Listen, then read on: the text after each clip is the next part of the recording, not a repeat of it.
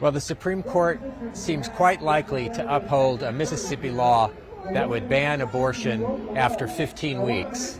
And that's a decision that at the very least could serve to dramatically undermine abortion rights in states like Mississippi that want to severely restrict, if not ban, abortion altogether. The court also could go further and explicitly overrule both its Roe v. Wade decision, the 1973 landmark that established a woman's right to an abortion throughout the United States, and also the 1992 Planned Parenthood v. Casey case that reaffirmed Roe. Both of those precedents seem to be in jeopardy after today's arguments, although we won't know for sure until this case is decided, which probably won't happen until late June.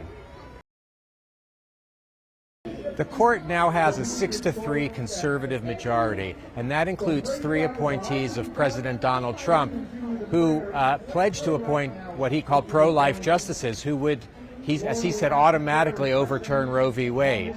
And so those justices today were part of the conservative majority that seemed quite ready to uphold the Mississippi law and raise serious questions about the fate of the Roe and Casey decisions. Until now, states can regulate but not ban abortion before the point of viability, which is at roughly 24 weeks. The Mississippi law is a 15-week ban, and the conservatives didn't seem to have very serious questions about upholding that law, despite the fact that the viability line, despite the fact that it's well before viability. The court's 3 liberal justices seem very clearly to be on the side of the abortion rights supporters. They said that overturning the Roe and Casey decisions would seriously damage the court's legitimacy. And none of the conservative justices seem to have that concern. Among the conservatives, Chief Justice John Roberts was perhaps the most interested in a decision that addressed just the Mississippi law, but that did not explicitly overturn Roe and Casey.